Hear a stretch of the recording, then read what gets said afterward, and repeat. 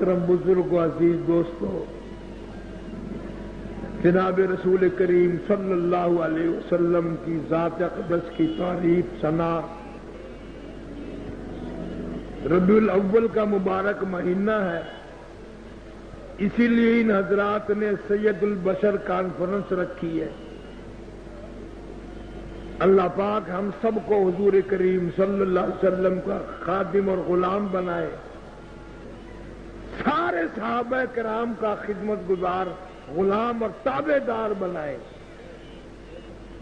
تمام مسلمانوں کے عیبوں کو معاف فرمائے، گناہوں کی معافی عطا فرمائے۔ جتنے مسلمان قبروں میں چلے گئے اللہ پاک سب کے مغفرت فرمائے، تمام مسلمانوں کی بخشش فرمائے، جوار رحمت میں جگہ عطا فرمائے۔ رات بات یہاں تک پہنچی تھی کہ صحابہ کرام رضوان اللہ تعالی علیہ مجمعین کی پوری جماعت، ایسی جماعت جن کے جنازے حضور صلی اللہ علیہ وسلم نے پڑھائے، جن کی بیٹیوں کے نکاح حضور صلی اللہ علیہ وسلم نے پڑھائے، بیمار پڑے تو پوچھنے کے لیے، تیمارداری کے لیے سرکار دو عالم صلی اللہ علیہ وسلم تشریف لائے۔ علامہ نبوی علامہ ابن کثیر رحمت اللہ علیہ نے لکھا ہے کہ ساری دنیا کی عبادت، نماز، روزے، حج، زکات، تسبیح، تحلیل، تہجد، اشراق، سب ایک پلڑے میں رکھو، صحابہ کرام کی جو مٹھی جو کا مقابلہ نہیں ہو سکتا۔ ایک حدیث میں ہے کہ تمہارے تمام اعمال کھجور کی 2 گٹھلیوں کا مقابلہ نہیں کر سکتے۔ ایک حدیث میں ہے کہ تم اگر احد پہاڑ سونے کا اللہ کے نام پہ صدقہ کرو تو صحابہ کرام کی 2 مٹھی جو کا مقابلہ نہیں ہے۔ کتنی عظمت ہے، کتنی برتری حاصل ہے پوری امت پہ صحابہ کرام رضوان اللہ تعالی علیہ مجمعین۔ اور میں نے بتایا تھا کہ ایک دفعہ نہیں بلکہ لاکھوں مرتبہ صحابہ کرام نے حضور صلی اللہ علیہ وسلم کا دیدار کیا، زیارت کی، خدمت میں حاضر رہے، بنفس نفیس دیدار کیا۔ حضرت حسن، حضرت حسین رضی اللہ تعالیٰ عنہ نے سیدنا علی مرتضیٰ رضی اللہ تعالیٰ عنہ سے پوچھا کہ آپ کی گفتگو کیسے ہوتی تھی، ملاقات کیسے ہوتی تھی، آنا جانا کیسے ہوتا تھا؟ جب بتایا ہے انہوں نے کہ یوں بیٹھتے تھے اور یوں اٹھتے تھے اور یوں ملاقات ہوتی تو حیران ہو جاتا آدمی۔ رسول کریم صلی اللہ علیہ وسلم کے سارے اعمال، سارے کردار صحابہ کرام میں محفوظ ہیں اور صحابہ کرام نے امت کو بتائے ہیں سارے۔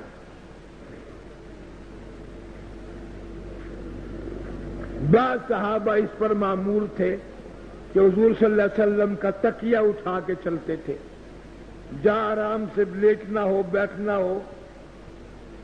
بعض صحابی کا نام ہی ہو گیا صاحب تکیے والا۔ ابو ہریرہ رضی اللہ تعالیٰ عنہ کہتے ہیں، اس کا نام عبد الرحمن ہے، یہ ابو ہریرہ، اس کے معنی بلیوں کا باپ۔ حضور صلی اللہ علیہ وسلم کی زبان مبارک سے نکلا تو ابو ہریرہ، بس سارے صحابہ کرام نے یہی لفظ پکا لیا۔ عجیب ان لوگوں کے حالات ہیں۔ سفینہ، حضور صلی اللہ علیہ وسلم نے ایک صحابی کو فرما دیا، تو نے تو اتنا سامان اٹھایا ہوا ہے جیسے سفینہ، تو اس کا نام ہی گم ہو گیا، سارے صحابہ اس کو سفینہ ہی کہنے لگے۔ ایک صحابی جنگل میں جاتا جاتا راستہ بھول گیا، جنگل میں سامنے شیر آیا، شیر کی نگاہ صحابی میں پڑی، صحابی نے شیر کو دیکھا، قریب اٹھا کے پھاڑ ڈالے، تیر ڈالے، مار دے، صحابی نے آواز لگائی، اور جنگل کے شیر، کیا ان آنکھوں کو تو پھاڑے گا، اس زبان کو اور اس منہ کو تو چیر دے گا جو حضور کریم صلی اللہ علیہ وسلم کا دیدار کر چکی ہو؟ ان آنکھوں کو چیر ڈالے گا؟ جب شیر نے یہ سنا، جھک کر کے سلام کیا اور دم ہلانے لگا، بظاہر یہ کہنے لگا اگر تو ان کا غلام ہے تو میں ان کے غلاموں کا غلام ہوں، میں صحابہ کرام کے غلاموں کا غلام ہوں، اور صحیح راستے پہ چھوڑ کے گیا، راستہ بتا کے گیا۔ سیدنا امیر معاویہ سب قید رضی اللہ تعالی عنہ، حکومت ہے، صحابہ کرام کا ایک قافلہ چلا، دریائے نیل کو پاس کرنا چاہتا ہے، پانی ہے، طغیانی ہے، طوفان ہے،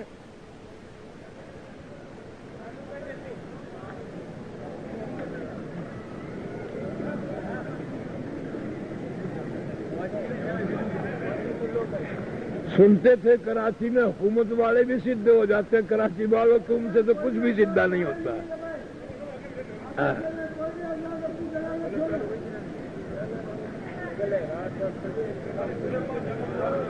نہیں نہیں نہیں، نہیں،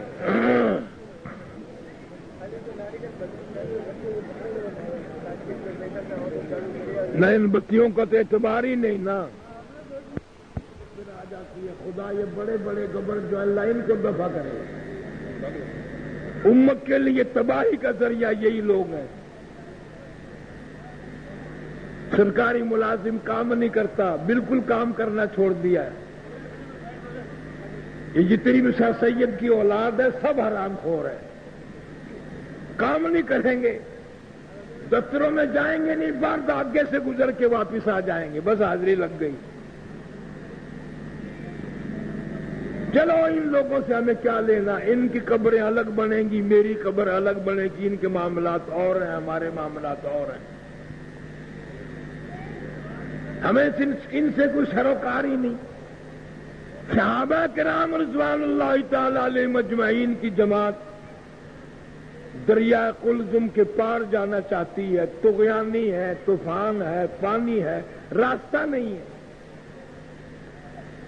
حضرت سعد رضی اللہ تعالیٰ عنہ قیادت میں لشکر جا رہا ہے صحابہ کرام کا، سب نے کہا کیسے پار جائیں، کیسے پار جائیں۔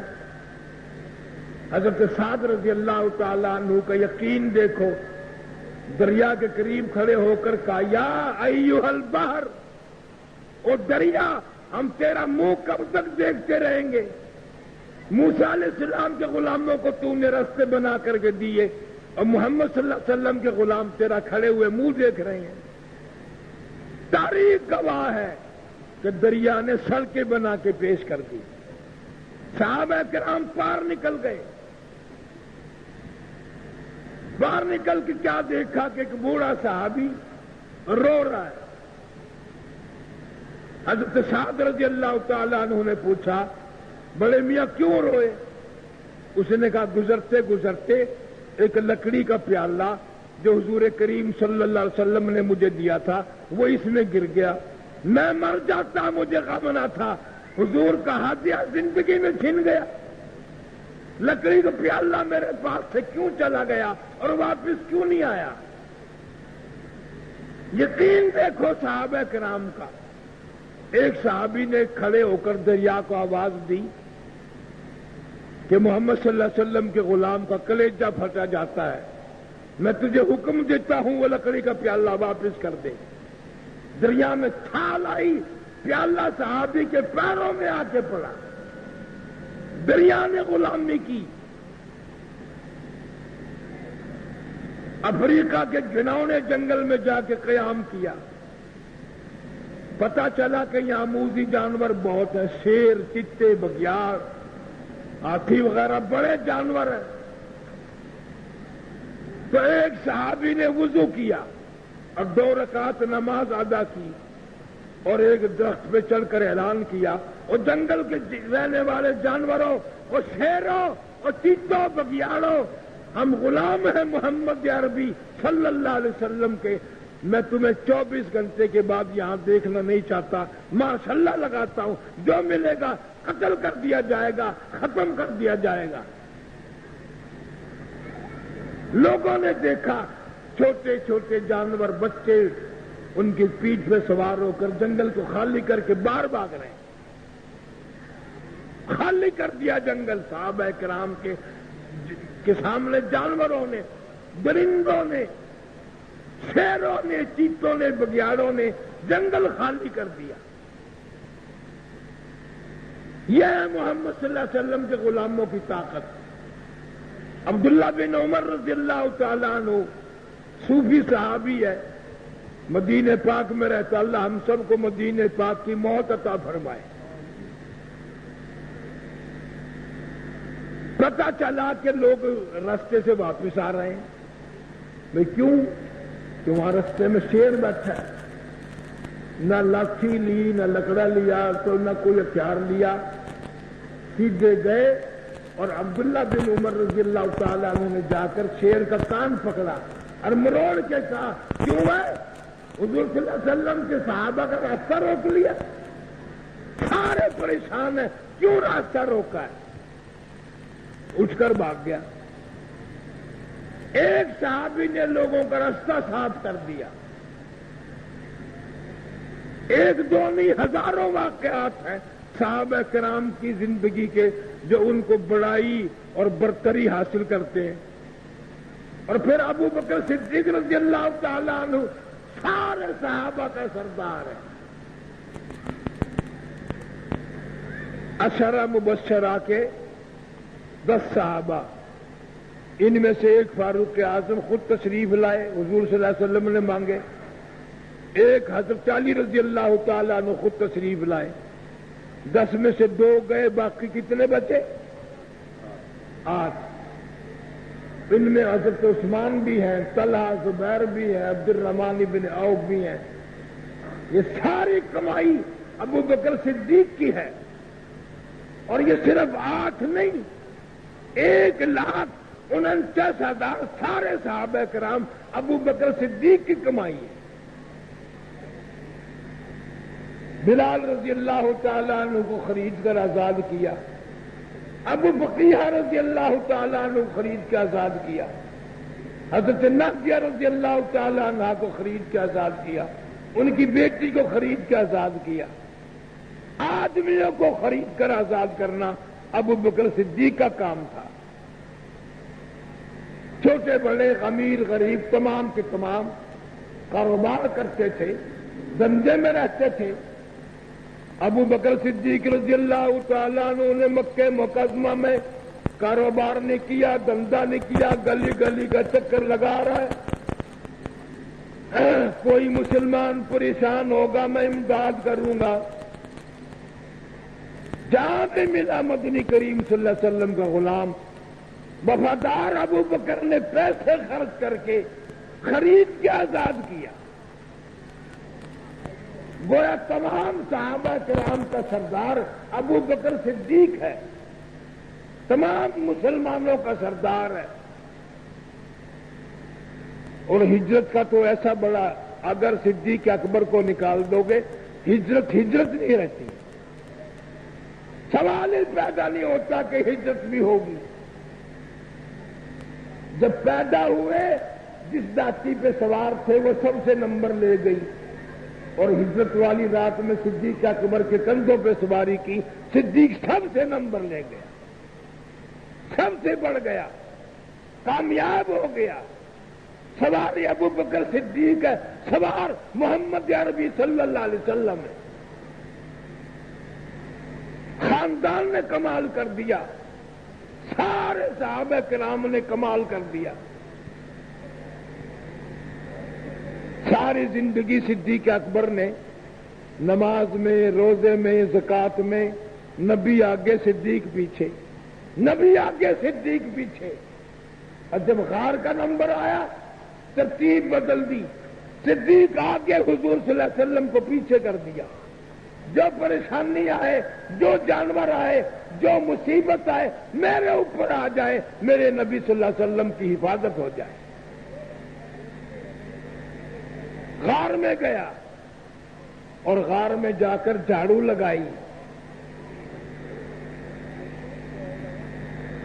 اس غار سے پیار کرنا بھی بہت بڑی بات ہے۔ میں اللہ پاک کی قسم کھاتا ہوں کہ میں اتنی بڑی مشکل چڑھائی پہ چڑھا اور اس غار میں گیا جہاں صدیق اکبر نے قیام فرمایا تھا، صدیق اکبر نے قیام فرمایا تھا، حضور کریم صلی اللہ علیہ وسلم نے قیام کیا تھا۔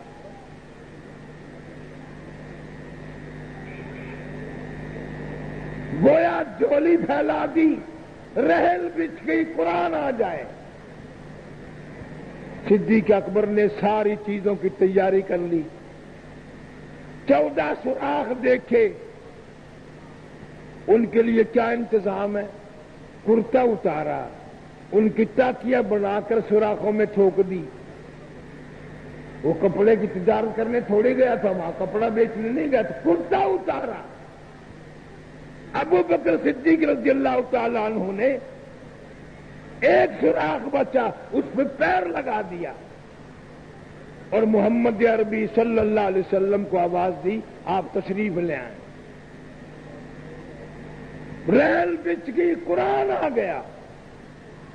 صدیق اکبر رضی اللہ تعالی عنہ کی جھولی ہے، حضور صلی اللہ علیہ وسلم آرام فرما رہے ہیں اور حالت ایسی ہے، جبریل بھی نہیں، علی بھی نہیں، فاطمہ بھی نہیں، کوئی نہیں، کوئی نہیں، اکیلا صدیق اکبر دیدار کر رہا ہے، اکیلا ابو بکر دیدار کر رہا ہے اور کہتا کہ ہن مٹیاں راتاں غار دیاں سائیں نال جو گزریاں کلیاں نے صدیق دے سارے یاراں تو ربری وکریاں رحمتاں گلیاں نے۔ عجیب حالت ہے۔ اذ یقول لصاحبہ لا تحزن کا مصداق صرف ابو بکر صدیق ہے۔ آواز دی، اکیلا ابو بکر دیدار کر رہا، کوئی نہیں، کوئی نہیں۔ جب کفار آج دروازے پہ غار کے آگے کھڑے ہوئے تو ابو بکر صدیق نے دیکھ لیا، لگا یا رسول اللہ اگر یہ جھک کے دیکھیں گے تو ہمیں دیکھ لیں گے۔ اذ یقول لصاحبہ لا تحزن ان اللہ معنا، غم نہ کر، اللہ ہمارے ساتھ ہے، اللہ ہمارے ساتھ ہے۔ دو ابو بکر صدیق اور نبی کریم صلی اللہ علیہ وسلم ہے، فرمایا ان اللہ معنا، ایک ذات خدا کی ہے جو ہمارے ساتھ ہے، شامل حال ہے۔ ابو بکر صدیق نے اس وقت بھی ساتھ دیا، غار میں بھی ساتھ دیا، مزار میں بھی ساتھ دیا۔ مدینہ پاک تک کا سفر صدیق اکبر نے حضور کریم صلی اللہ علیہ وسلم کے ساتھ کیا، اور ساتھ ساتھ ہی سفر کیا ہے، خدمت کی ہے۔ اوکھا سفر، مصیبت کا سفر، پریشانی کا سفر، ابو بکر نے ساتھ دے کر یہ ثابت کر دیا کہ ابو بکر صدیق دنیا اور آخرت میں کبھی بھی نبی صلی اللہ علیہ وسلم سے الگ نہیں ہو سکتا۔ تمام معاملات صدیق اکبر نے یہ ثابت کر دیا کہ میں نبی کا تابع دار ہوں، میں نبی کا غلام ہوں، کوثر کا ساتھی، غار کا ساتھی، مزار کا ساتھی، حشر کا ساتھی، ساتھ ہی رہا اور آج بھی ابو بکر صدیق نبی صلی اللہ علیہ وسلم کے ساتھ ہے، کوئی چیز پیچھے نہیں چھوڑی، مال، اسباب، اولاد ساری قربان کر دی۔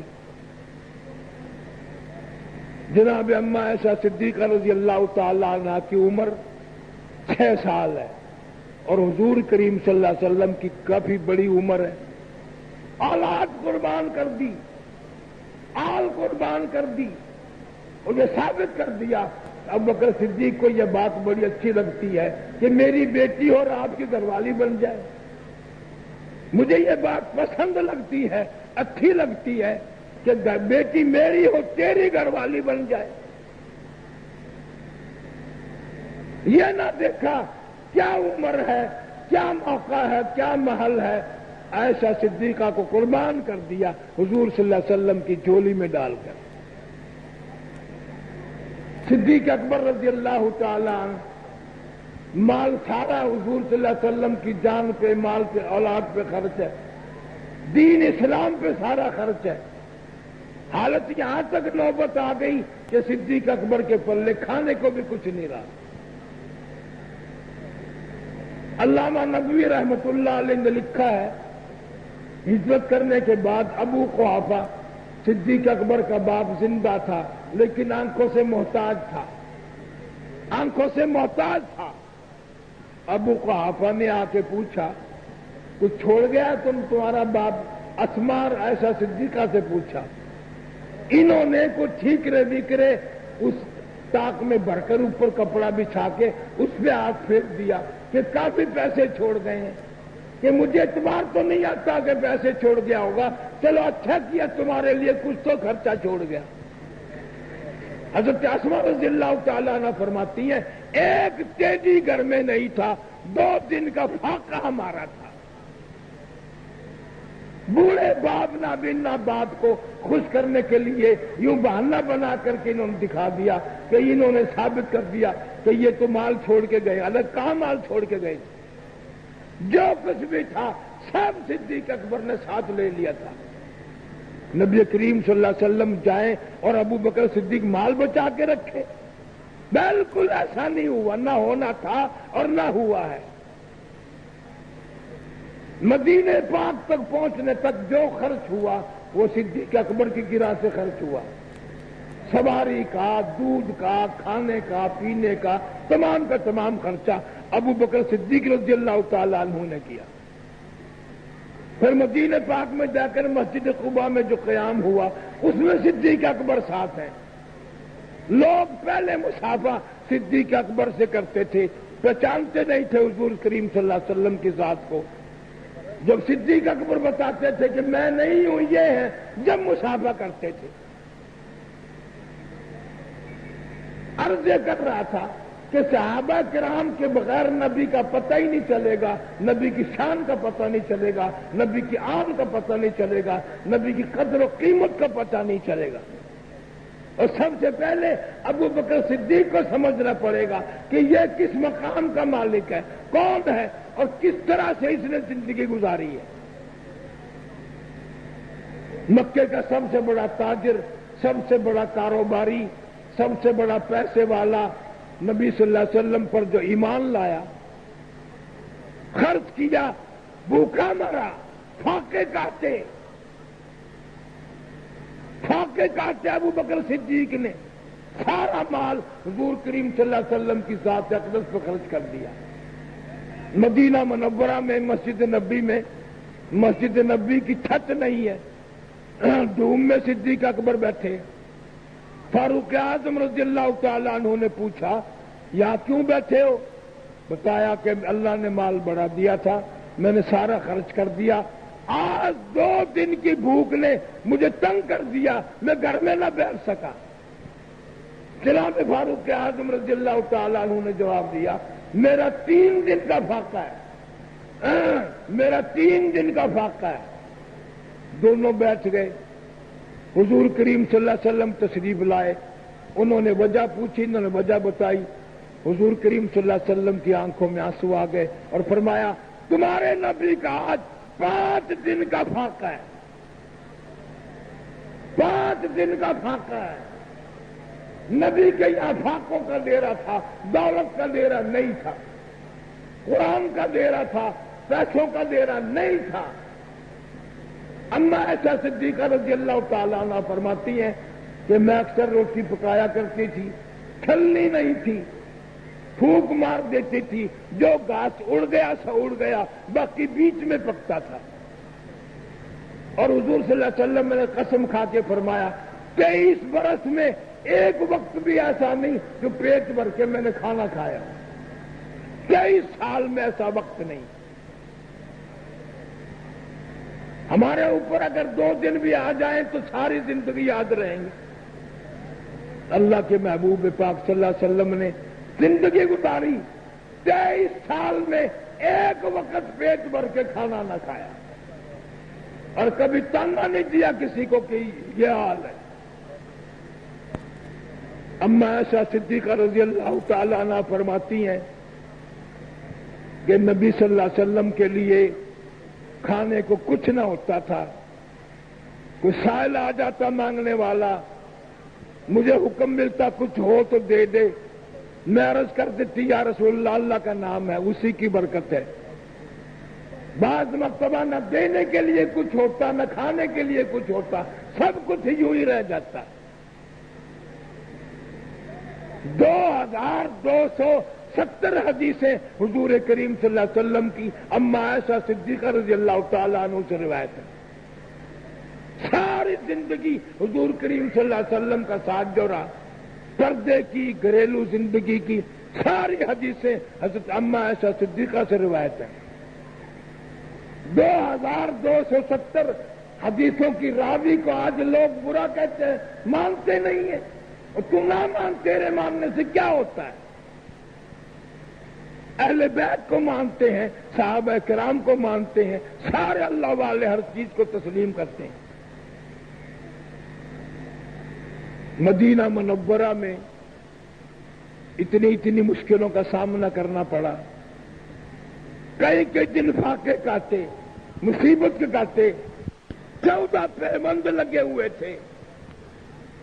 ابو بکر صدیق رضی اللہ تعالی عنہ بیمار تھے، ایسا صدیقہ رضی اللہ تعالی عنہ کے ہاتھ میں نیا کپڑا دیکھ لیا تو فرمایا ایسا یہ کیا ہے؟ کہ ابا جان میں نے کپڑا منگوا لیا، خدا جانے کب کام آ جائے گا، موت کا پتہ تو نہیں۔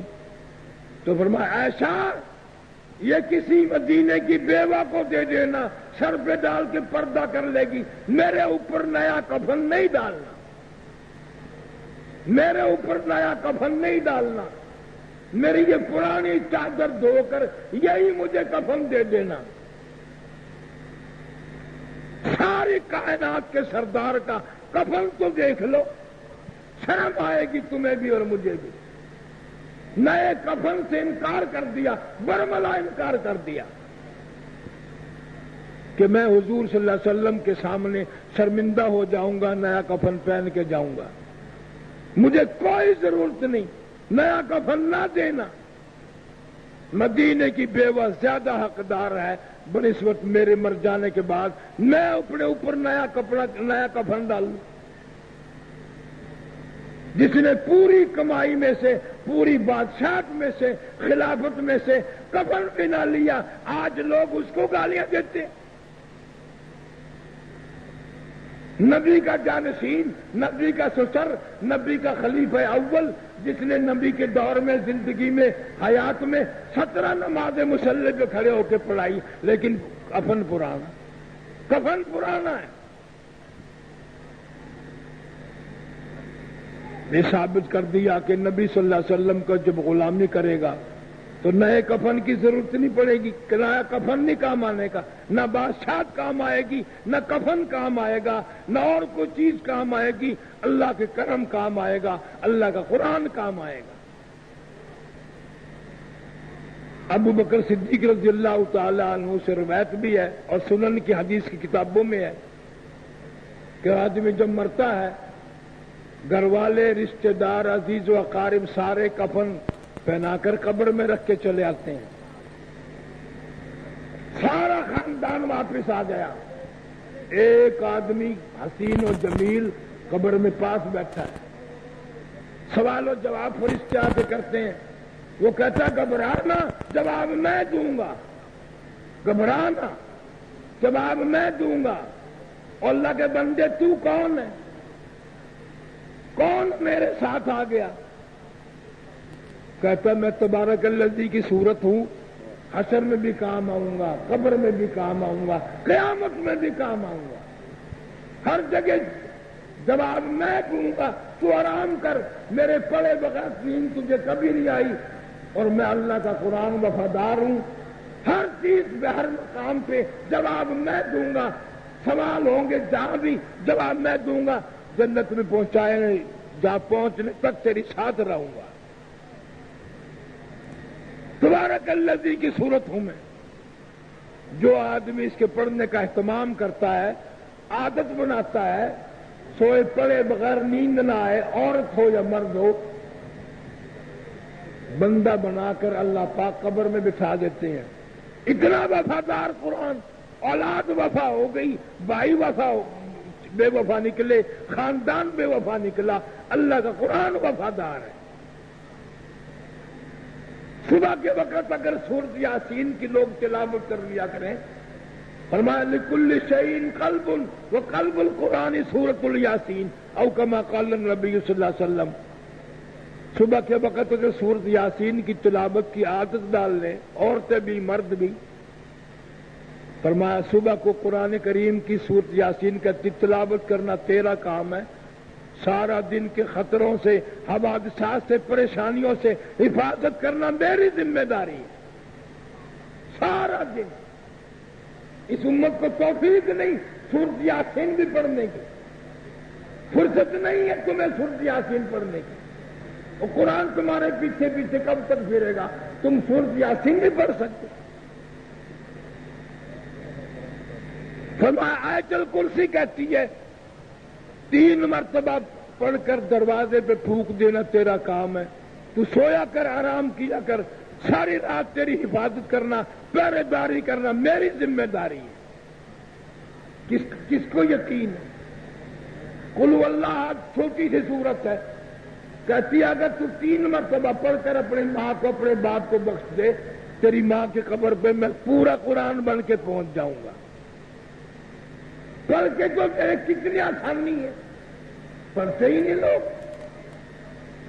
اللہ کا قرآن بڑا وفادار ہے، جو قبر میں کام آئے گا، حشر میں کام آئے گا، قیامت کے دن میں کام آئے گا، نجات کے وقت کام آئے گا، اور جنہوں نے قرآن پڑھا ان کے کام آیا۔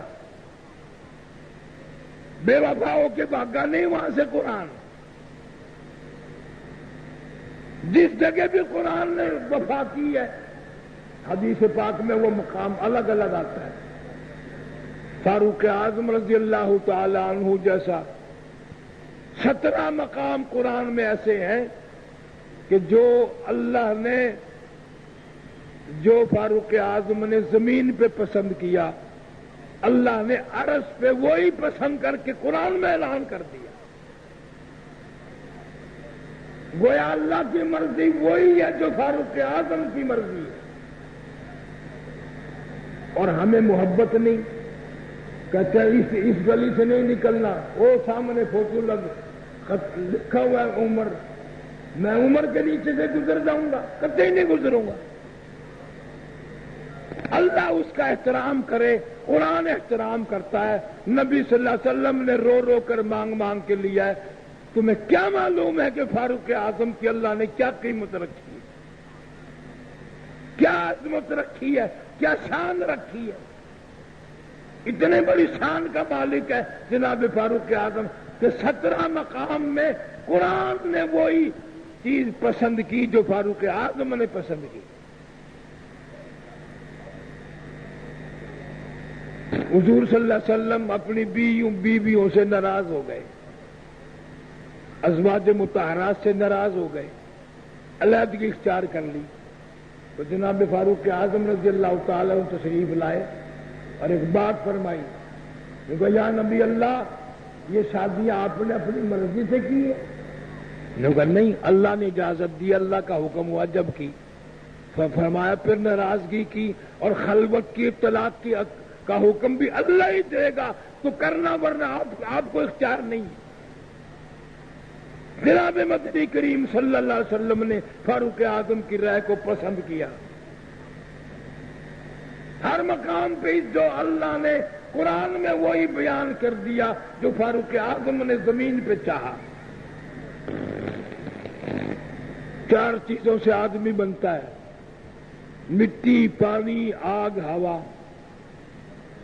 جناب فاروق اعظم رضی اللہ تعالی عنہ کو اللہ تعالیٰ نے 4 چیزوں پہ فوقیت دی۔ مدینے پاک صلی اللہ علیہ وسلم کی زمین ہلنے لگی، فاروق اعظم نے درہ مارا، اس کون ٹھہر جا، میں نے تجھ پہ صاف کیا، تو ہلتی کیوں ہے؟ زمین کی سرداری۔ پانی پہ سردار فاروق اعظم رضی اللہ تعالی عنہ نے خط لکھا دریا کی زمین کو. دریا کی زمین نے آج تک سورج کا منہ نہیں دیکھا. اطلاع آئی کہ ایک لڑکی کو سنگار کر کے دریا میں پھینکا جاتا ہے، وہ جب چلتا ہے. فرمایا یا ایھا البحر، او دریا میں تجھے حکم دیتا ہوں، اگر اللہ کے حکم سے بہتا تو بہتا رہا، ورنہ ہمیں تیری کوئی ضرورت نہیں ہے. اور یہ خط دریا کی زمین میں دفن کر دیا. خدا کی قسم آج تک دریا کی زمین نے سورج کا منہ نہیں دیکھا. آتے فشا پہاڑ سے آگ نکلی، لاوا نکلا، بستیاں جل رہی ہیں، گاؤں جل رہے ہیں. کسی نے آ کر فاروق اعظم سے عرض کیا تو یوں نہیں فرمایا میں دعا کرتا ہوں، اپنی چادر دے دی، آگ کے سامنے یہ کر دو. جب چادر آگ کے سامنے آئی، خدا کی قسم وہ آگ سے شرمندہ ہو کر واپس ہوئی اور پہاڑ میں داخل ہو گئی. آگ بھی شرما گئی فاروق اعظم سے، زمین شرما گئی، پانی شرما گیا. 300 میل پہ فاروق اعظم نے خطبہ دیا، صحابہ کرام کو بیان دیا، ہوا نے وہ پہنچا دیا. آب، ہوا، مٹی، پانی سب کی سرداری فاروق اعظم رضی اللہ تعالی عنہ کو اللہ پاک نے عطا فرمائی. صحابہ کرام نے بھی سرداری تسلیم کی. صحابہ کرام کا پورا لشکر ایک صحابی کا مہمان بنا.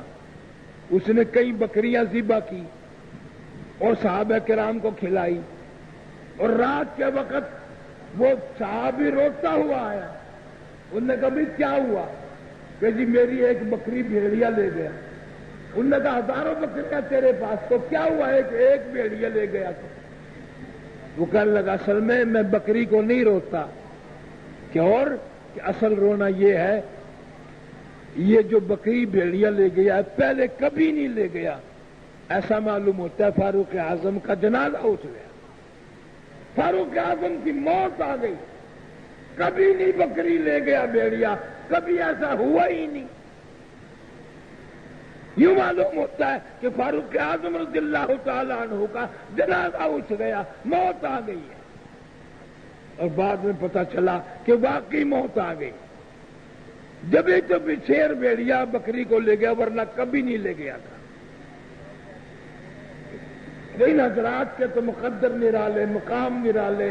کوئی نبی کا داماد ہے، کوئی نبی کا سسر ہے، کوئی نبی کا رشتہ دار ہے، وفادار ہے، غمخوار ہے، تابع دار تو سارے ہی ہیں. عورتوں نے کمال کر دیا. مدینہ پاک میں ایک عورت مسلمان رہتی ہے، ماں اس کی کافرہ ہے.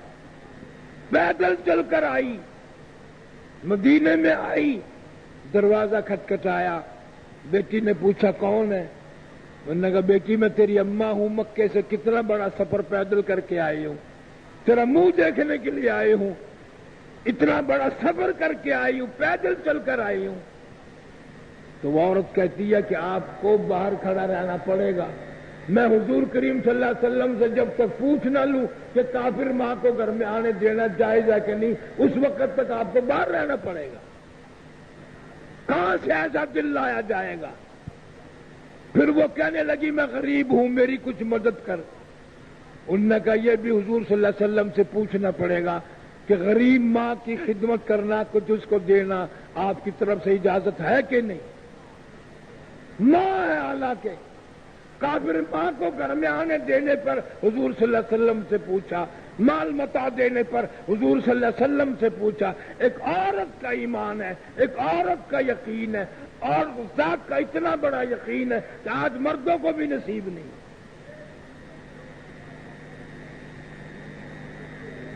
سیدہ ام حبیبہ رضی اللہ تعالی عنہا ابو سفیان کی بیٹی حضور صلی اللہ علیہ وسلم کے گھر میں ہے. ابو سفیان اپنی بیٹی سے ملنے کے لیے آیا، تو جب وہ بستر پہ بیٹھنے لگا، سیدہ ام حبیبہ رضی اللہ تعالی عنہا نے نہ ہاں آج اس پہ نہ بیٹھنا. وہ فوراً اٹھ گئے، لپیٹ کر طے کر کے ایک طرف رکھ دیا. تو ابو سفیان کو بڑا غصہ آیا کہ ام حبیبہ گستاخ ہو گئی ہو، بدتمیز ہو گئی ہو، باپ کے نیچے لوگ کپڑے بچھایا کرتے ہیں، تم نے بچھایا بھی اکٹھا کر دیا۔ انہوں نے کہا ابا اس گھر میں آ کے ادب سیکھ لیا میں نے، بستر نبی پاک کا ہے، کافر باپ کو اس بستر پہ بیٹھنے نہیں دینا، میں تو پتھا بچھا سکتی ہوں، میرے کپڑوں پہ بیٹھ سکتے ہو، نبی کے کپڑوں پہ نہیں بیٹھ سکتے آپ۔ حضور کریم صلی اللہ علیہ وسلم کا بستر مقدس ہے، پاک ہے، آپ کافر پلیت ہے، اس پر نہیں بیٹھ سکتے۔ ایک عورت کی عقل دیکھ، ایک عورت کا سلیقہ دیکھو، ایک عورت کا شعور دیکھو، جس نے اسلام اور قرآن کو اتنا سمجھا۔ آج ہم کیا سمجھیں گے؟ کون کس کی سمجھ میں آئے گا اسلام کہاں رہتا ہے؟ نبی کریم صلی اللہ علیہ وسلم کی زندگی، اخلاق و کردار ساری دنیا کے سامنے ہے۔ ماننے والے کے لیے تو سب کچھ ہے، نہ ماننے والے کے لیے کچھ بھی نہیں۔ اللہ کا قرآن سب سے بڑا سیرت کا نمونہ ہے۔ حرام حلال قرآن نے بیان کر دیا، 5 وقت کی نماز کا حکم دیا قرآن پاک نے کہ مسلمان مرد عورت پر نماز فرض ہے اور یہ پڑھنی پڑتی ہے ہر ایک کو۔ ولی بھی اسے ہی کہتے ہیں جو 5 وقت کی نماز کا پابند ہو۔ ولی وہی ہوتا ہے سب سے پہلے جو 5 وقت نماز کا پابند ہو، قرآن کا پابند ہو، اسلام کا پابند ہو، اللہ اور اس کے رسول کے احکام کا پابند ہو۔ ہم نے بڑا راستہ آسان ڈھونڈ لیا ہے کہ کرتے سے ننگا آدھا ولی، پجامے سے ننگا پکا ولی۔ جو بالکل ننگا پھرے نا، انہوں نے کہا یہ پہنچی ہوئی سرکار ہے، دیکھو نا گاڑی پچھاڑی ساری کھلی ہوئی ہے، برکتیں بھی ایسی آئیں گی۔ لوگوں نے قرآن پڑھ پڑھ کے ملک کے ملک فتح کر لیے، ہم وہیں ڈوب کر رہ گئے، اس لیے کہ ہمارا قرآن پہ یقین نہیں ہے، ہمارا قرآن پہ ایمان نہیں ہے۔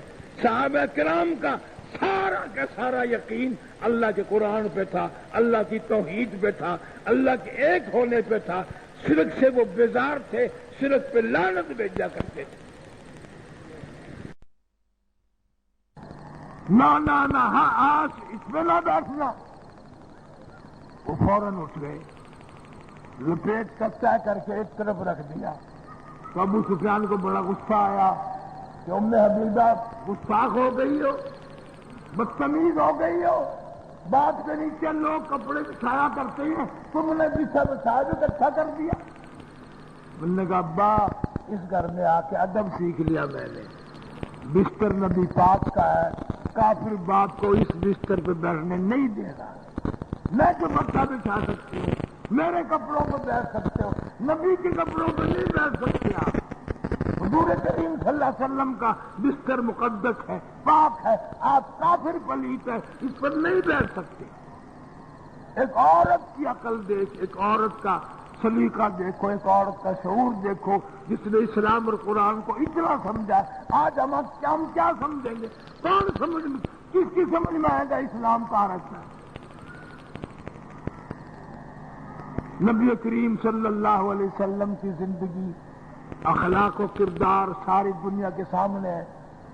ماننے والے کے لیے تو سب کچھ ہے، نہ ماننے والے کے لیے کچھ بھی نہیں۔ اللہ کا قرآن سب سے بڑا سیرت کا نمونہ ہے۔ حرام حلال قرآن نے بیان کر دیا، 5 وقت کی نماز کا حکم دیا قرآن پاک نے کہ مسلمان مرد عورت پر نماز فرض ہے اور یہ پڑھنی پڑتی ہے ہر ایک کو۔ ولی بھی اسے ہی کہتے ہیں جو 5 وقت کی نماز کا پابند ہو۔ ولی وہی ہوتا ہے سب سے پہلے جو 5 وقت نماز کا پابند ہو، قرآن کا پابند ہو، اسلام کا پابند ہو، اللہ اور اس کے رسول کے احکام کا پابند ہو۔ ہم نے بڑا راستہ آسان ڈھونڈ لیا کہ کرتے سے ننگا آدھا ولی، پجامے سے ننگا پکا ولی۔ جو بالکل ننگا پھرے نا، انہوں نے کہا یہ پہنچی ہوئی سرکار ہے، دیکھو نا گاڑی پچھاڑی ساری کھلی ہوئی ہے، برکتیں بھی ایسی آئیں گی. لوگوں نے قرآن پڑھ پڑھ کے ملک کے ملک فتح کر لیے، ہم وہیں ڈوب کے رہ گئے، اس لیے کہ ہمارا قرآن پہ یقین نہیں ہے، ہمارا قرآن پہ ایمان نہیں ہے. صحابہ کرام کا سارا یقین اللہ کے قرآن پہ تھا، اللہ کی توحید پہ تھا، اللہ کے ایک ہونے پہ تھا. شرک سے وہ بیزار تھے، شرک پہ لعنت بھیجا کرتے تھے. آج مسلمان نوجوان ان سارے معاملات میں پھنسا ہوا ہے. وہ کرتا جو اس کے دل میں آتا ہے، وہ کرتا جو اس کے دل میں آتا ہے. اس کو دین کہتے ہیں، اس کو ایمان بنایا ہوا ہے. ہر فالتو کام ہمارے لیے دین ایمان ہے. مرتے وقت کسی کو کلمہ نصیب ہو کہ نہ ہو، قرآن نصیب ہو کہ نہ ہو، طبیعت مزاج میں آئے یا نہ آئے، لیکن ہم نے کر دینا. جو آسان کام ہوں گے وہ سارے مسلمان کرتا ہے. نہیں دیکھنا صحابہ کرام کا عمل تھا، کردار تھا، طریقہ تھا کہ نہیں تھا، تمام چیزوں پہ نہیں دیکھنا. اما عائشہ صدیقہ رضی اللہ تعالی عنہ باوجود عورت ہونے کے زبان عائشہ صدیقہ کی اللہ کا قرآن پڑھ رہی ہے، تلاوت ہے قرآن پاک کی. گھر کی دیوار میں سوراخ ہے، اس میں سے آواز آ رہی ہے. حضور کریم صلی اللہ علیہ وسلم نے اپنے ہاتھوں سے مٹی کا ڈھیلا اٹھایا اور وہ سوراخ کوٹ کوٹ کر بند کر دیا، اور یوں کان لگا لگا کے سن رہے ہیں کہ اب بھی آواز آ رہی ہے. ماں کی آواز اور بچوں کو، جوانوں کو، بوڑھوں کو آ رہی ہے کہ نہیں آ رہی، اور قرآن کی آواز. آج ہمارا دماغ کہاں گیا، عقل کہاں گئی؟ ہماری زندگی کے سامنے سب کچھ برباد ہو گیا. زندگی میں گھر گھر میں ٹیلی ویژن ہے، گھر گھر میں ٹیلی ویژن ہے، کمرے کمرے میں الگ الگ. اب تو بلکہ یہاں تک نوبت آ گئی. میں ملتان میں 40 سال ہو گئے جمعہ پڑھاتا ہوں. ایک نوجوان آ کے کہنے لگا کہ جی میری دادی فوت ہو گئی ہے، بخشش کی دعا کر دینا. میں نے یوں ہی پوچھ لیا، میں نے کہا یار بیمار تھی؟ میں نے کہا نہیں تھی. پھر میں نے کہا کیا ہوا؟ کہ ٹیلی ویژن دیکھ رہی تھی، سامنے بیٹھی بیٹھی لیٹ گئی اور مر گئی. اور میں نے کہا جی خوش نصیب مائی، ٹی وی کے سامنے مر گئی. تو جلدی جا اس بڈھی کی خبر پہ لکھ دے حضرت ٹیلی ویژن شہید رحمت اللہ علیہ، ٹی وی کے سامنے مر گئی. اتنی خوش قسمت مائی. وی سی آر کے سامنے مر جانا سارے گناہوں کا معاف ہو جانا ہے. اور یہ مسلمان عورتیں تمہیں کیا پتا ہے کہ قرآن پڑھتے ہوئے تھوڑے مر رہی ہیں، دوسری پڑھتے ہوئے تھوڑے ہی مر رہی ہیں. اللہ کا کلام کلمہ پڑھتے ہوئی موت نہیں آ رہی، ہزاروں نہیں لاکھوں مر رہی ہیں، لیکن کلمہ نصیب نہیں، عمل نہیں. ساری رات بھی پیار پہ مسلمان عورت کی گزرتی ہے، اسی کے سامنے موت آئے گی. اور کہاں آئے گی؟ اللہ اور اس کے رسول کریم صلی اللہ علیہ وسلم کے زمانے میں یہ باتیں بالکل نہیں تھی. نہ کسی کے علم میں تھا، نہ کوئی جانتا تھا، نہ کوئی ایسی چیزیں پیدا کرتا تھا، نہ حالات پیدا کرتا تھا. ساری زندگی ان حضرات سے گزر گئی، مگر اللہ اور اس کے رسول کی منشا کے خلاف کبھی کسی نے کام 1,49,000 صحابہ کرام میں سے کوئی ثابت نہیں کر سکتا کسی نے ایک قدم بھی رکھا ہو. وہی کیا جو حضور صلی اللہ علیہ وسلم کو پسند تھا. آپ نے ان کو حکم دیا وما آتاکم الرسول فخذوه وما نہاکم عنہ فانتہوا واتقوا اللہ. جو میرا پیغمبر دے تم وہ لے لو، اور جس سے منع کرے رک جاؤ. ان اللہ شدید العقاب، بے شک بڑا عذاب سخت ہے میرا. خیرات کے معاملے میں بھی ان کا کوئی مثال نہیں بن سکتا. ایسے ایسے موقعوں پہ ابو بکر صدیق نے بلال حبشی رضی اللہ تعالی عنہ کو اپنی گرہ سے پیسے دے کر خرید کے آزاد کیا. حضرت ابو بکر رضی اللہ تعالی عنہ کو خرید کے آزاد کیا. سارے پیسے تو یوں ہی لگ گئے. 8 آدمی ہیں، غلام ہیں، کافروں کے شکنجے میں پھنسے ہوئے ہیں، جب ابو بکر صدیق نے خرچ کر کے خرید کر آزاد کیا۔ حضرت عثمان ابو بکر صدیق کا فیض ہے، حضرت طلحہ، حضرت زبیر، عبد الرحمن بن عوف، حضرت زبیر، یہ سارے اسرا مبشرہ کے 10 صحابہ ابو بکر صدیق کی کمائی ہے، اور سارے صحابہ ابو بکر صدیق کی کمائی ہے، اور کسی کی بھی نہیں۔ سارے مدینے کے مسلمان ابو بکر صدیق کی تابعداری کرتے ہیں۔ جہاد فی سبیل اللہ بھی صدیق اکبر نے شروع کیا، اور آخری وقت تک جہاد میں ہی رہا، ساری زندگی گزاری۔ یہ جہاد نہیں کہ نئے کفن سے انکار کر دیا۔ ایسا صدیق رضی اللہ تعالی عنہ نے 18 برس حضور کریم صلی اللہ علیہ وسلم کے گھر میں گزارے۔ فرماتی ہے میں نے حضور کریم صلی اللہ علیہ وسلم کو، وہ کئی برتنوں میں جب کھانا جاتا، مہمان وغیرہ آتے، تو عائشہ صدیقہ فرماتی ہیں کہ میں اس برتن کو پہچان جاتی جس برتن میں حضور کریم صلی اللہ علیہ وسلم کھانا تناول فرماتے۔ کسی نے پوچھا تجھے کیسے پتہ چلتا ہے؟ کہ وہ اتنا صاف کر دیا جاتا تھا، اس کے دھونے کی ضرورت ہی نہیں تھی، چاٹ کر صاف کر دیا جاتا تھا۔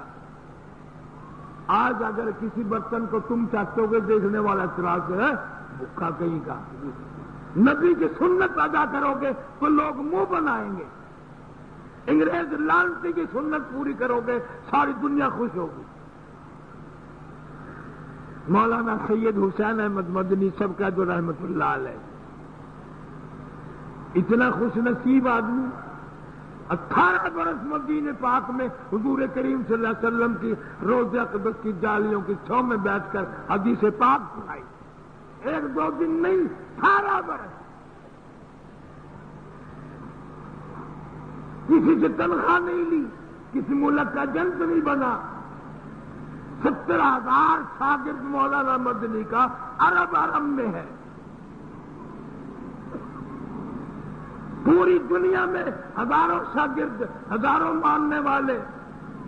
کسی کی ایک کرامت تم نے دیکھی ہوگی، کسی کی 2 کرامت دیکھی ہوں گی، شیخ مدنی رحمت اللہ علیہ کی سینکڑوں کرامت میں نے 16 مہینے تک دیکھی، ہر روز دیکھی، ہر آن دیکھی، ہر لمحہ دیکھی، ہر گھڑی دیکھی۔ تمہیں کیا معلوم ہے میرا پیر کتنا کرامتوں کا مالک ہے؟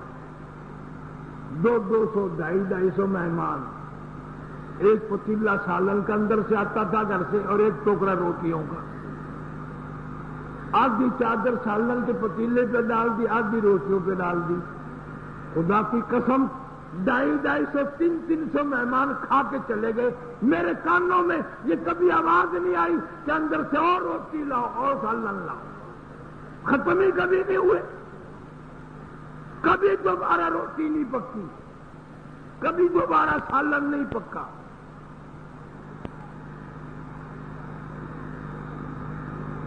اولاد کو بھی یہی تربیت دی کہ مہمان کی خاطر تواضع کرنی ہے۔ جس دن جنازہ اٹھا شیخ مدنی رحمت اللہ علیہ، اخبار نے لکھا 95,000 روپے کا اس زمانے میں شیخ مدنی مقروض تھا، 95,000۔ کھلانے میں پلانے میں لوگوں کا اتنا بڑا مقروض تھا، 95,000 کا شیخ مدنی مقروض تھا۔ 4 ٹوکرے پانوں کے لوگ کھاتے تھے، رات دن میں 4 قسم کی چائے ملتی تھی۔ اللہ پر اتنا بڑا یقین تھا شیخ مدنی رحمت اللہ علیہ کا، اور شیخ الہند کے شاگرد 1-2 نہیں، ہزاروں تھے جنہوں نے یہ سارے کام انجام دیے۔ خداوند کریم ان حضرات کی ہم سب کو توفیق عطا فرمائے۔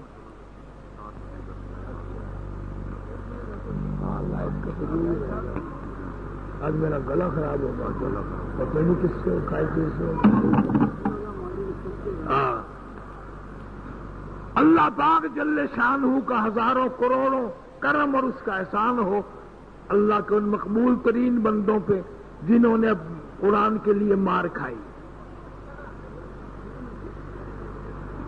بڑے بڑے انگریز کے شاگرد ہیں لوگ، سر سید کی اولاد بڑی پھرتی ہے، کراچی میں تو بہت زیادہ پھرتی ہے۔ حضرت مولانا سید حسین احمد صاحب مدنی رحمت اللہ علیہ شیخ الہند کے محمود الحسن کے شاگرد بھی ہیں، خدمت گزار بھی ہیں۔ انگریز نے شیخ الہند کی قید کی، شیخ مدنی رحمت اللہ علیہ نے 4 سال تک اپنے آپ کو قید کر لیا، 2-4 دن نہیں، 4 سال۔ کیا خدمت کی؟ شیخ الہند رحمت اللہ علیہ کی اور حضرت مدنی کی ملاقات روز بار ہوتی تھی، کوٹڑی الگ الگ تھی۔ تو ایک دن مولانا مدنی نے کہہ دیا کہ حضرت گوشت جلنے کی بو آ رہی تھی، کباب بن رہے تھے، اکیلے کھا گئے، میں رہ گیا، میں مصیبت میں رہ گیا۔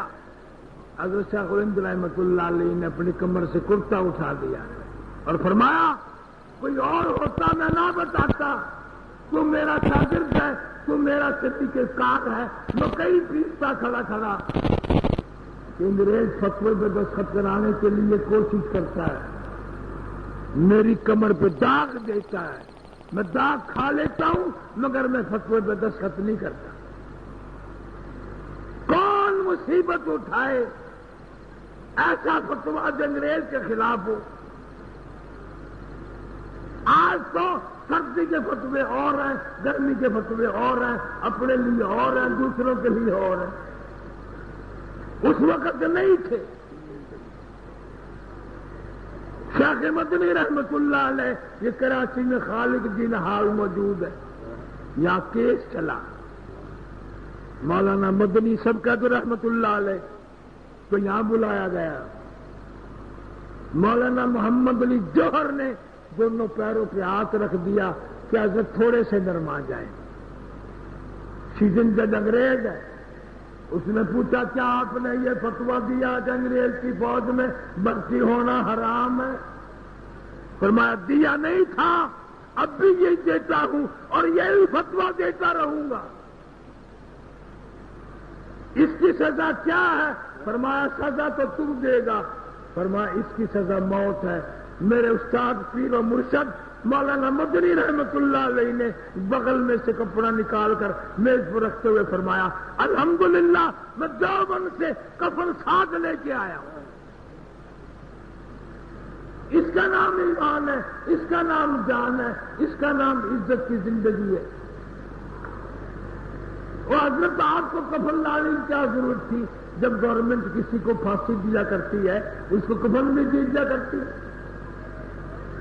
میرے پیر و مرشد نے جواب دیا جس گورنمنٹ کی ساری عمر مخالفت کی ہو اس کا کفن پہن کر قبر میں جاتے ہوئے شرم نہ آتی ہے، کفن پہن کے اس کا قبر میں جاؤں شرم آتی ہے مجھے تو۔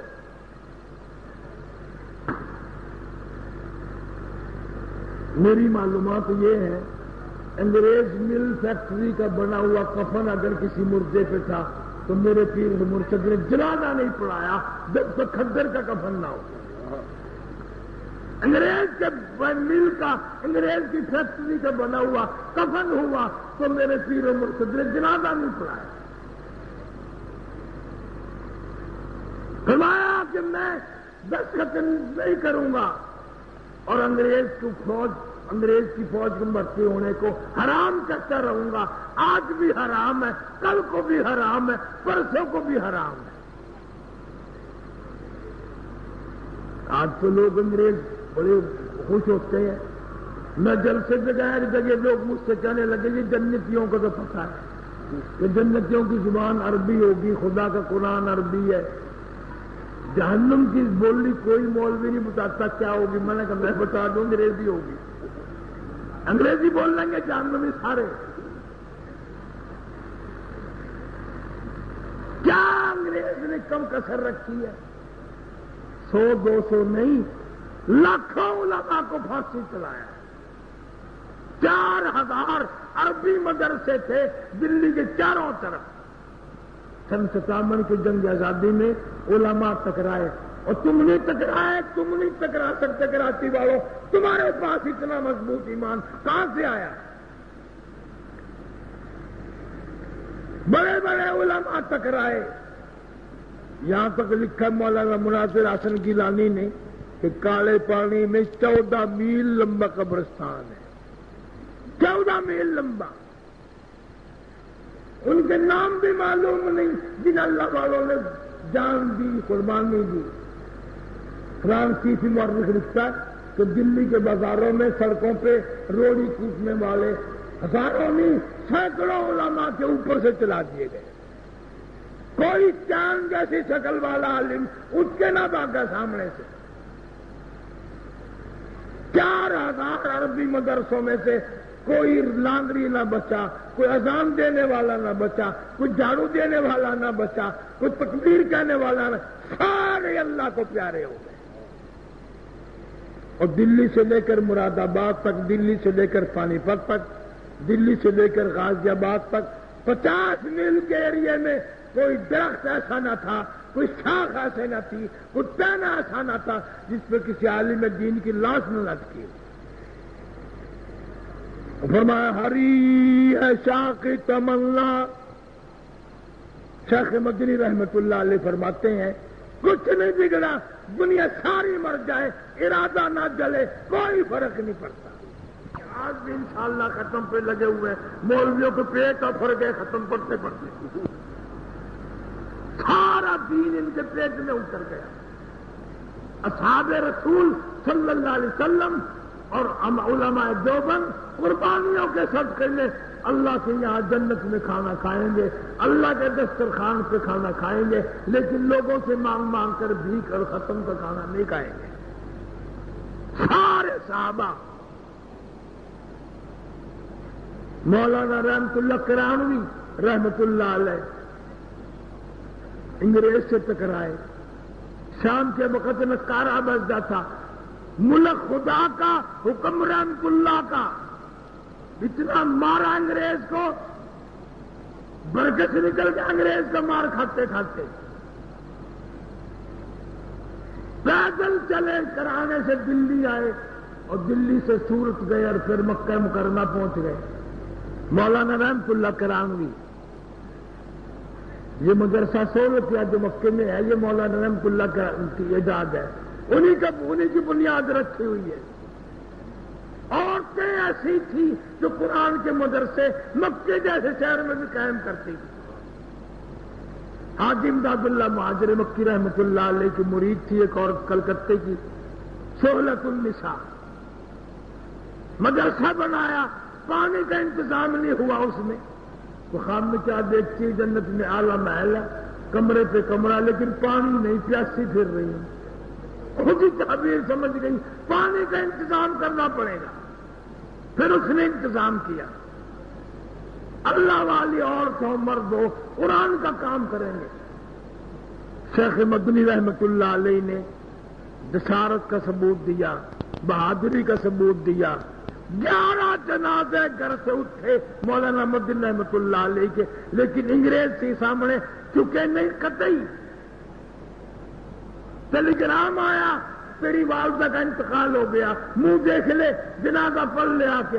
جواب دے دیا، فرمایا نہیں، میری والدہ کی اللہ مغفرت فرمائے، میں والدہ کا منہ دیکھنے کے لیے انگریز جیسے ظالم کے سامنے ضمانت کی بھیک نہیں مانگتا۔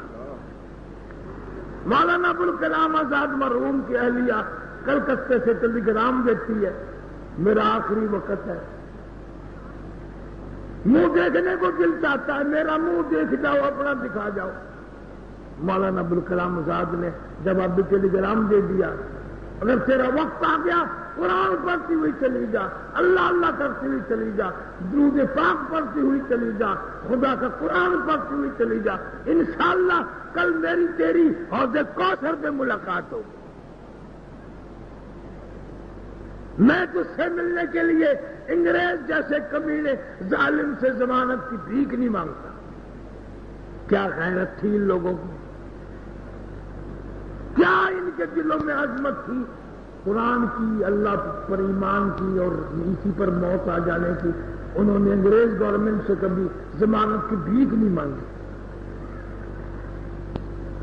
آج انگریز بننے کے لیے ساری مخلوق کی کوشش ہو رہی ہے، لڑکیاں بھی انگریزی پڑھتی ہیں، لڑکے بھی انگریزی پڑھتے ہیں، اب بولنی آئے نہ آئے تو اے کر کے پھر بھی انگریزی بولتے ہیں، تاکہ قوم کو پتہ چل جائے کہ ہم انگریز کے نسخے ہیں، انگریز کی اولاد ہے، انگریز ہمارا پالنے والا ہے، انگریز ہم کو سنبھالنے والا ہے۔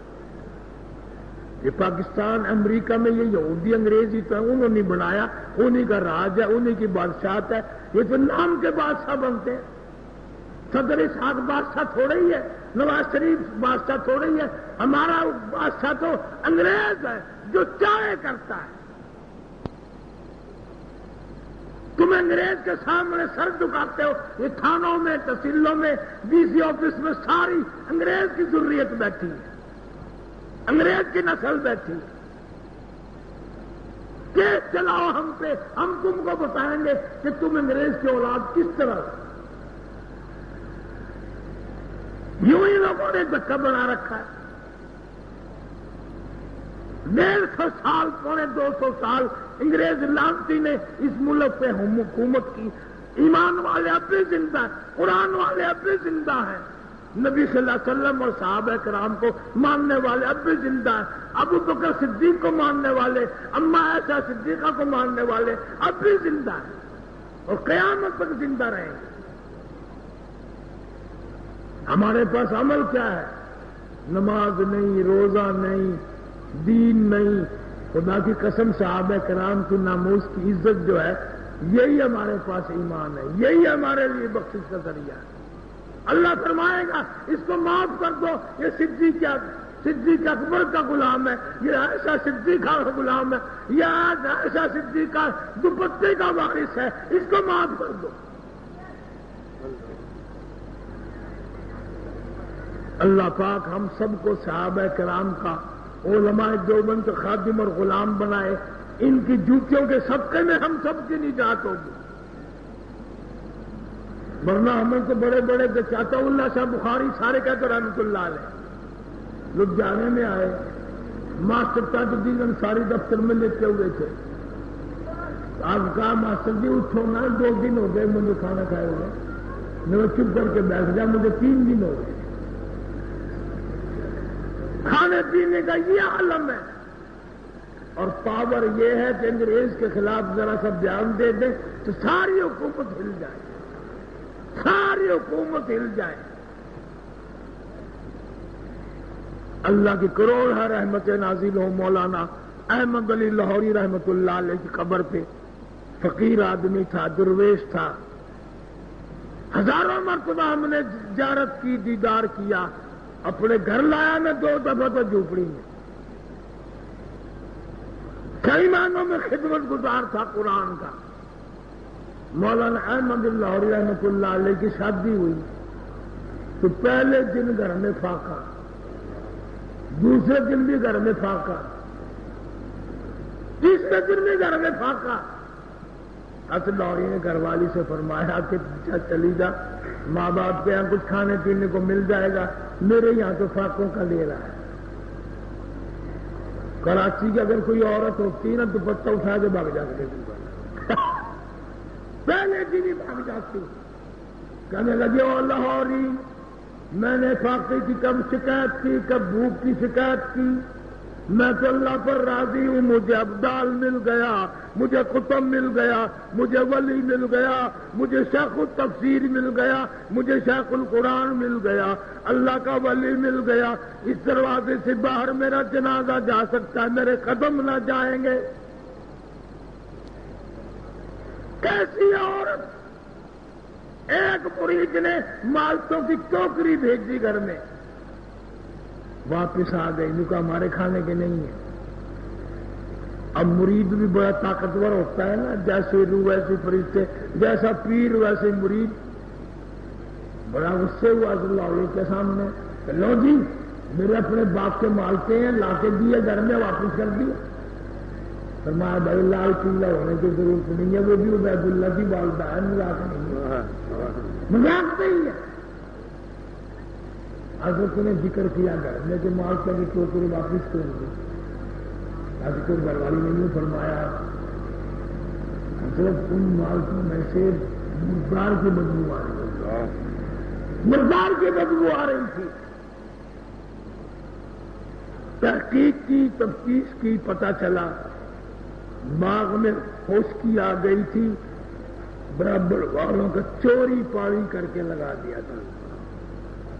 ناک دیکھ عورت کا، ایسے مانگتے ہمارے لیے کھانے ٹھیک نہیں ہے، ان میں سے مردار کی بدبو آ رہی ہے. اس زمانے سے اگر کوئی عورت ہوتی سبحان اللہ الحمدللہ جزاک اللہ، ایک ٹوکری کل کو بھیج دینا، ہر روز بھیجا کرو انشاءاللہ، اور سمجھدار ہے سبحان اللہ.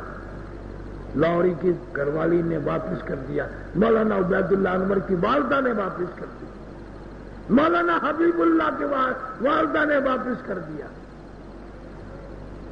یہ کیا بیچارے مولانا اجمل قادری وغیرہ کیا سمجھے کہ دادی اور دادا کس حیثیت کے مالک تھے اور کس مقام کے مالک تھے اور کس مرتبے کے مالک تھے. انہیں پتا نہیں، تمہیں کیا پتا چلے گا. اللہ پاک ناموس صحابہ پر مٹنے کی توفیق عطا فرما، علماء دیوبند کے قدموں پہ جان مال قربان کرنے کی توفیق عطا فرما. یہ جتنے حضرات سوسائٹی والے خرچ کرتے ہیں، حرج کرتے ہیں، محنت کرتے ہیں، دوڑ دھوپ کرتے ہیں، کیا اللہ کو پتہ نہیں ان کا کوئی ذاتی مفاد ہے، کوئی کاروباری مفاد ہے، کوئی آخرت کا، کوئی دنیا کا اور الگ مفاد ہے؟ سب کی تمنا یہی ہے کہ اللہ پاک حضور کریم صلی اللہ علیہ وسلم کی سیرت، اللہ پاک کے ماننے والے خادم اور غلام جو اولیاء کرام ہیں ان کے اعمال لوگوں کے سامنے آ جائے، صحابہ کرام کی زندگی لوگوں کے سامنے آ جائے، پتہ چل جائے کہ صدیق اکبر کون تھا، فاروق اعظم کون تھا، عثمان بن نورین کون تھا. حضرت عثمان رضی اللہ تعالی عنہ کھڑے یوں فرمایا، او لوگوں مالک کائنات کی قسم ہے میں نے ساری زندگی میں جھوٹ کبھی نہیں بولا. یہ اتنے حاجی نمازی غازی بیٹھے، تم بھی یہ قسم کھا سکتے ہو ساری زندگی میں جھوٹ کبھی نہیں بولنا. ہاں یہ قسم تو کھا سکتے ہو کہ ساری زندگی میں سچ کبھی نہیں بولتے. جھوٹ بولتا ہی بولتا مر جاتا ہے مسلمان. جناب عثمان رضی اللہ تعالیٰ عنہ فرماتے ہو لوگوں ساری زندگی میں مالک کائنات کی قسم ہے میں نے گالی کبھی نہیں دی، ساری زندگی میں شراب کبھی نہیں پی. فرماتے مالک کائنات کی قسم ہے ساری زندگی میں نے گیت کبھی نہیں گایا. چٹی داڑھی والا بڈھا جو ہمارا ہے گاڑی کی، بس کی، ویگن کی انتظار میں بیٹھا ہے نا، وہاں بھی گانے چل رہے ہیں. بڑے میاں کے اندر کنجری گھسی ہوئی ہے، اور سے کپڑا سی رہی ہیں، برتن مانج رہی ہیں. واہ بھائی ادا اور طریقہ مسلمانوں والا. مرتے دم تک بھی عورت گاتی ہے، مرتے دم تک چٹی داڑھی والا مرد گاتا ہے. کلمہ پڑھتے ہوئے نہیں موت آتی، گیت گاتے ہوئے موت آتی. جناب نبی کریم صلی اللہ علیہ وسلم نے فرمایا او لوگوں میری امت بھی ایک وقت ایسا آئے گا قرآن پڑھتے ہوئے موت نہیں آئے گی، درود شریف پڑھتے ہوئے موت نہیں آئے گی، اللہ اللہ کرتے ہوئے موت نہیں آئے گی. ادھر موت کا جھٹکا لگے گا، ادھر منہ میں کنجری کا گانا ہوگا، گیت گاتے لوگ مریں گے. شرم نہیں آتی پھر بھی، حیا نہیں آتی پھر بھی. کس حال میں موت آئی ہے، کیا کرتے ہوئے موت آئی ہے. اللہ پاک ہم سب کو قرآن پڑھتے ہوئے موت عطا فرمائے، صحابہ کرام کی تعریف کرتے ہوئے موت آئے، علماء دیوبند کا اتباع اور اقتداء کرتے کرتے موت آئے.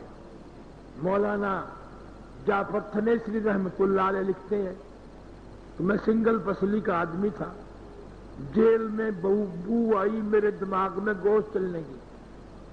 میں نے دیوار پہ چڑھ کے دیکھا 1 درجن کے قریب علماء دیوبند کو لٹایا ہوا ہے اور داغ دے رہی ہیں 12 کے 12 کو. مولانا جعفر تھنیسری لکھتے ہیں میرے دیکھتے دیکھتے 12 کے 12 مولوی شہید ہو گئے، مگر کسی نے بھی جان چھڑانے کے لیے جھوٹ نہ بولا، نہ کسی نے معافی مانگی۔ علماء دیوبند تو ان کو کہتے ہیں مر جانا منظور ہے، بات سے پیچھے نہیں ہٹنا، وہ ہے دیوبندی۔ ہر وقت پابندی، ہر وقت پابندی، ہر وقت شرارت، ہر وقت۔ اور جنہوں نے مدینہ یہی بنا لیا، جانے کی ضرورت ہی نہیں، بیت اللہ یہاں بنا لیا، بیٹھو اور زیارت کرو اور جاؤ، پیسے دو اور جاؤ بس۔ کتنا سجدہ سستا ہے، نہ پیسے بھرنے ہیں، نہ سفر کرنا ہے، نہ تکلیف اٹھانا ہے۔ مدینہ یہی ہے، مکہ یہی ہے، جیسی روح ایسی فرشتے، جیسا مکہ مدینہ یہاں ہے ایسے دیکھنے والے آ جائیں گے۔ اور وضو کر کے جاتے ہیں اکثر لوگ، سبحان اللہ کرتے ہیں۔ تمام چیزیں آیا ہیں کہ مکے کی بے ادبی، مدینے کی بے ادبی کرنے والوں اللہ تمہیں کبھی معاف نہیں کرے گا، کبھی معافی نہیں ملے گی تمہیں۔ اللہ کے دین کا مذاق اڑانا، اللہ کے دین کی توہین کرنا، اللہ کے دین کے ساتھ بدمعاشی کرنا خدا کو گوارا نہیں ہے، خدا ان چیزوں کو معاف نہیں کرتا۔ اب یہ شہر میں کیا ہو رہا ہے؟ یہی حال اختیار ہے، اور بڑے بڑے ولی اٹھیں گے، چاولوں کے چھولوں کی چاول کو دیگ پکائیں گے، سبحان اللہ، نیاز تقسیم ہو رہی ہے۔ جب جانوں میں تو ایسے چاول پکا کے داماد کو کھلائے، تیرے سالے کو کھلا، پتہ چلے گا، تیرے بہنوئی کو کھلا جو بہن کو طلاق دے کے یہیں نہ بٹھا دے۔ جو مر گیا اس کی نیاز یہ سب سے کم پیسوں والی۔ اللہ تعالی ہم سب کی قبروں کو جزائے خیر عطا فرمائے، تمام مسلمانوں کو جزائے خیر دے، دنیا اور آخرت میں کامیابی عطا فرمائے۔ علماء دیوبند کی قبروں پہ اللہ کروڑوں رحمتیں نازل فرمائے۔ جان دے دی، ایمان نہ دیا، ایک دو نہیں، کروڑوں ہیں، لاکھوں ہیں، شیخ الہند کے شاگرد ہیں، ماننے والے ہیں، پیر بھائی ہیں، مولانا رشید احمد گنگوئی ہے، شاہ اسماعیل شہید ہے، شہید ہو گیا، قبر میں چلا گیا، آج تک لوگوں کا غصہ نہیں نکلا۔ ان کو کافر کہتے ہو جنہوں نے قرآن کے لیے جان دے دی، ایمان نہیں دیا۔ دلی سے چلا شہزادہ جہاد کرتا کرتا، حضروں کے میدان سے گزرا، کامل پور کے علاقے سے گزرا، جہاں سے گزرا لوگوں کے اندر زندگی پڑتی چلی گئی، ایمان یقین پیدا ہوتا چلا گیا۔ آج تک لوگ کافر بتاتے ہیں، کیوں؟ اس لیے کہ ایسے ایسے لوگ پیدا ہوئے، شہزادوں کے پالے ہوئے، شہزادیوں گود میں پلنے والوں نے دلی کی جامع مسجد کی دوپہر میں دھوپ میں شاہ اسماعیل کو کسی نے دیکھا گشت کر رہے ہیں، کسی نے کہا حضرت یہ پتھر جل رہا ہے، دھوپ ہے، گرمی، آرام کرو۔ فرمایا نہیں، ان پیروں کو آدھی بنا رہا ہوں، جہاد کا ارادہ ہے، جب گرم پتھر پہ چلنا پڑے میرے پاؤں جواب نہ دے دے، جواب نہ دے دے، میرے پیر آدھی بنا رہا ہوں۔ اللہ پاک ہر مسلمان کو جذبہ جہاد عطا فرمائے، قرآن کی معرفت عطا فرمائے، ناموس صحابہ کرام پہ مر مٹنے کی توفیق عطا فرمائے۔ پچھلی زندگی چھیڑ دی، ارادے بہت کچھ ہوتے ہیں، طبیعت اجازت نہیں دیتی، اب تو مجھے شوگر بھی ہو گیا، بلڈ پریشر بھی ہو گیا۔ اللہ پاک ان سب بیماریوں سے عام مسلمانوں کو محفوظ فرمائے، کسی کا محتاج، خدا کسی کا کسی کو محتاج نہ بنائے، اپنے دروازے سے ہم سب فقیروں کی جھولیوں کو آباد فرما، سارے توحید پرست لوگوں کی قبروں کو منور فرما، اللہ سب کی خطاؤں کو معاف فرما، سب بیماروں کو شفا عطا فرما، مشکلوں کو آسان فرما۔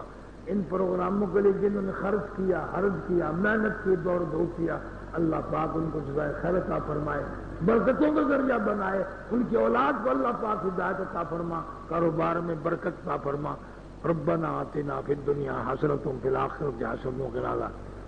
اللہم صلی علی سیدنا و مولانا محمد وعلی آل سیدنا و مولانا محمد مبارک وسلم وصلی علیہ۔ یا اللہ ہم سب کی خطاؤں کو معاف فرما، ہمارے والدین کی بخشش فرما، ہمارے بڑوں اور بزرگوں کی مغفرت فرما۔ یا اللہ تمام عالم کے مسلمانوں کی پریشانیاں دور فرما، ہر مریض بیمار کو شفا عطا فرما، خیر و برکت عطا فرما۔ یا اللہ یہودیوں، عیسائیوں، مرزائیوں، شیعہ یا جتنے مسلمانوں کے لیے بدماشی بدتمیزی کر رہے ہیں ہماری حفاظت فرما، دشمن کو ذلیل و خوار کر دے، قرآن کو کامیاب فرما، ناموس صحابہ کرام پر ہم سب کو مر مٹنے کی توفیق عطا فرما، جنت الفردوس عطا فرما۔ یا اللہ نار جہنم سے پناہ مانگتے حفاظت فرما، قبر حشر کا معاملہ آسان فرما، کلمے اور ایمان والی موت عطا فرما، صراط مستقیم نصیب فرما، ہم سب کی اولاد کو نیک نمازی بنا۔ یا اللہ دو جہان میں سرخری عطا فرما۔ یا اللہ عزت سے آبرو سے حفاظت فرما، تمام عالم کے مسلمانوں کو عزت عطا فرما، آبرو عطا فرما، ایمان یقین عطا فرما۔ تبلیغی جماعت جہاں کام کر رہی ہے قدم قدم پہ نصرت فرما، اور ان سب لوگوں کی محنت میں کوشش میں ہم سب کا حصہ عطا فرما۔